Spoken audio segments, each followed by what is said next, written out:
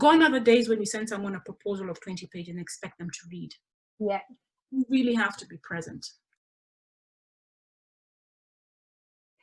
Hi everybody, we are back for Talk About It Tuesday, and I am thrilled to have Ninah Nyongesa from Kenya today. So Ninah, I'm going to pass over to you to tell us a bit about yourself.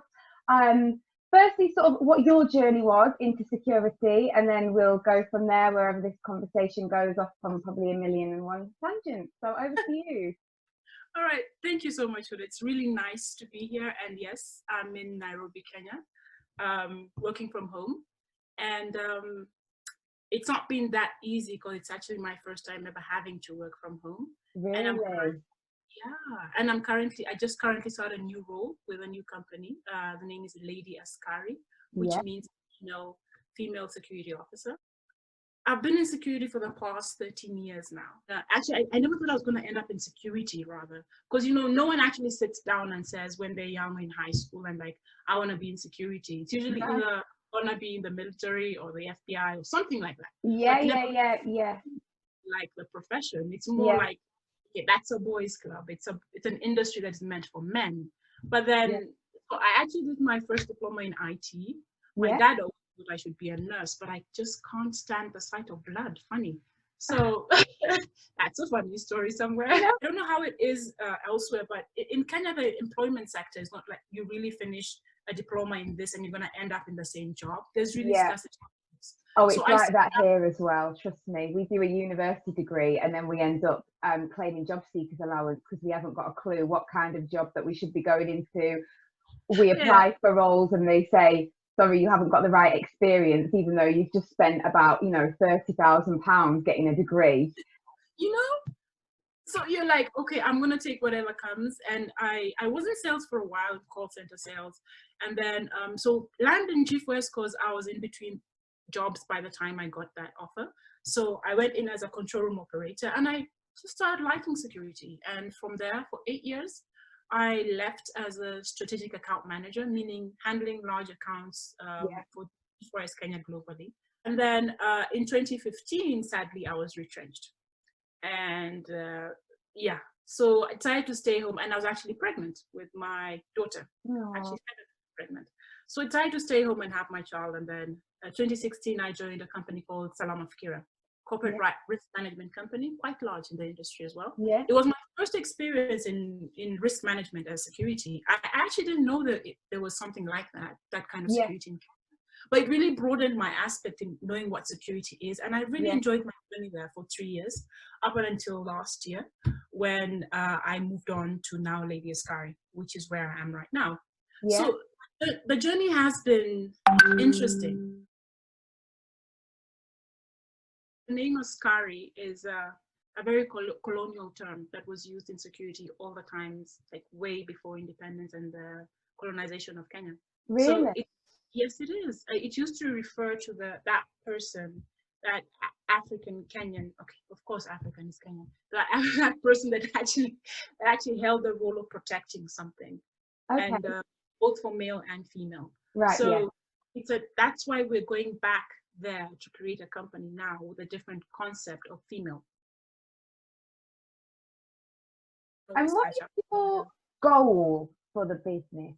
Have you got a mission statement sort of for what you want to achieve over the next, short term and long term?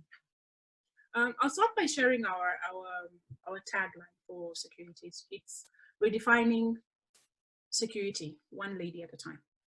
Oh, I love that. My personal one is I searched for a hero, didn't find one, so I decided to be one. Yeah, that gave me goosebumps. It's so true. Do you know what? It is so true because to find, we talk about this quite a lot, like relatable role models, and it's very difficult to strive to be something when there is nobody that you can relate to. Let's take a practical example for anyone who's been to a children's park while children are playing on the swings. A mom and the dad can be seated right there. Both of them are looking at the children, but the mom is like, he's gonna fall. Yeah. And 2 seconds after it, bam, the child has fallen. Yeah. It's sort of not like trying to prove anything. It's just about you're right. how women are actually wired. And it should be a plus. It should be a complementary to the male insecurity, because that's where security is going. I mean, the diversity and the mutation of crime is no longer about sitting in a classroom and being taught this, what you do here, here, and there. You should have that overview, that overscape of mind to put in place what you've learned and then also apply yourself into it. And that's what I'm saying women bring out naturally. I mean, I agree.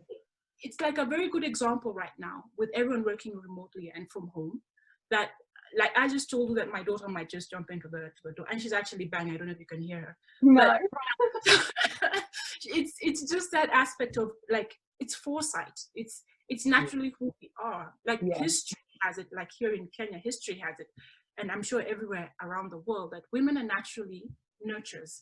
Like something I keep telling my boss, James, is like, and in some of my pitches to clients, like, do you know the first name that comes out of someone's mouth when they're in danger? It's mommy.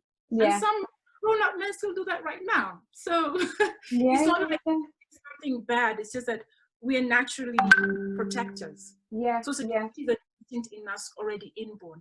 When a woman protects the family, you get to realize that the community thrives. When women in history have left to go and even not just protect the homestead, but also to fight war, because they understand the need of protection naturally. It's like subconsciously in our mind to know what to do, when to do it. And why women should really stand and be counted more. Like, show up. I agree. This kind of skills are honestly required. COVID is just another example of opportunity of how women can actually multitask. You know, right now, like for any organization, you should have a security docket, a person that handles security specifically. It's not administrator, it's not given to the HR. Security is a seat and an office that should be actually on the board. Because we have the exact same problem here, Ninah. Exactly, you see? So like, because it gets to a point where people just believe, they believe that security is just the guard at the gate.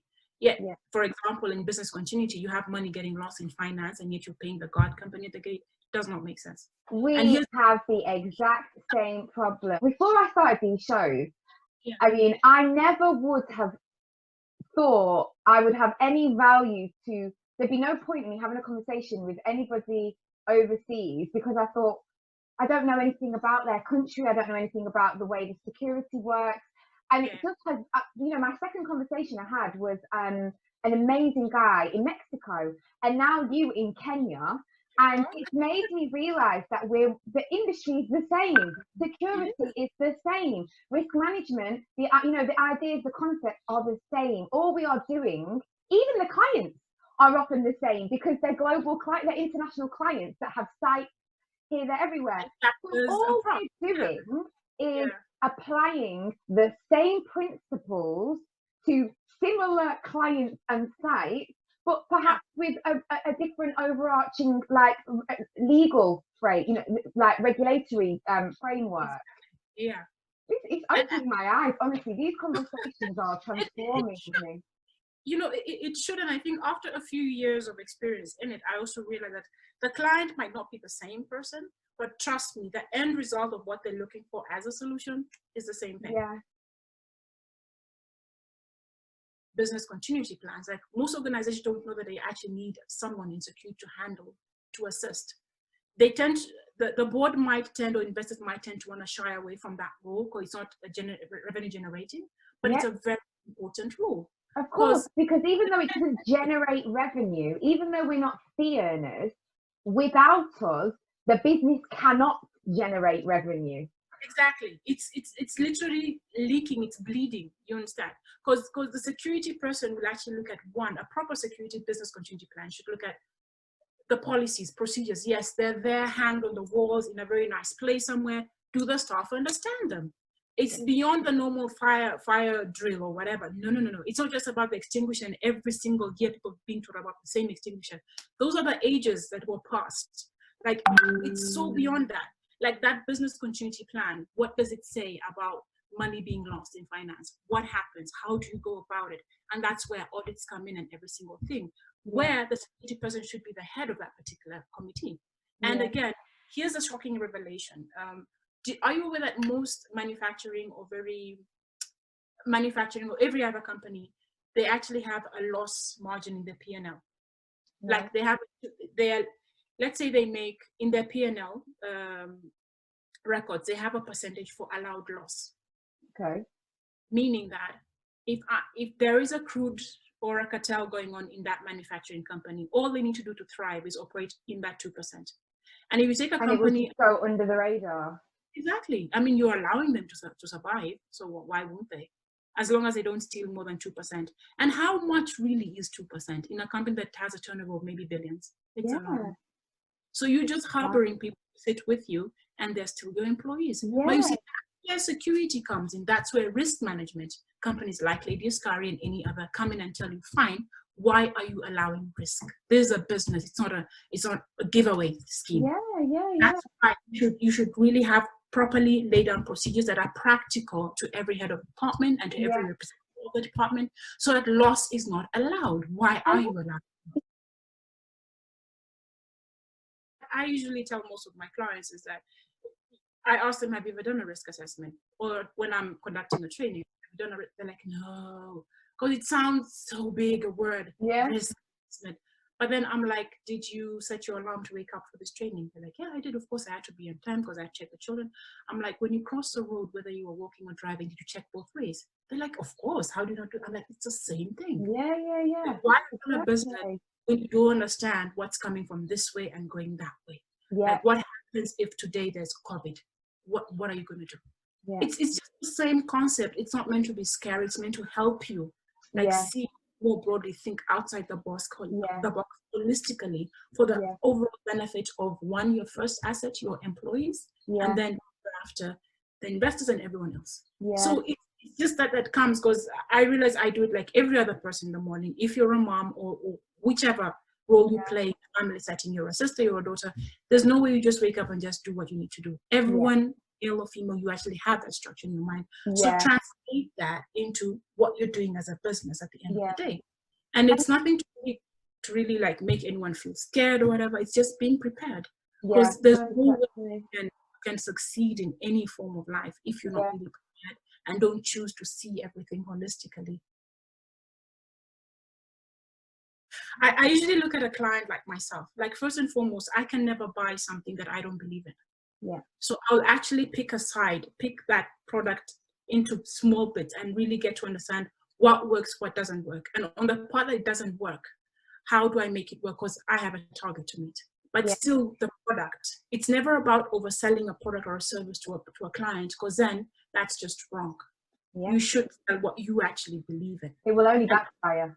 Exactly. And when you've actually understood the product in and out, every single angle, maybe even try it if it's a trial, get to see it for yourself. If it's an alarm system, try and see if you can get it yourself. Like, really pick it out. Sit with the guys that are actually making the product, or understand it completely. That is like the cheat sheet for any salesperson. And then when it comes to the clients, okay, right now most of my clients are coming through networks. But for someone who's new, gone are the days when you send someone a proposal of 20 pages and expect them to read.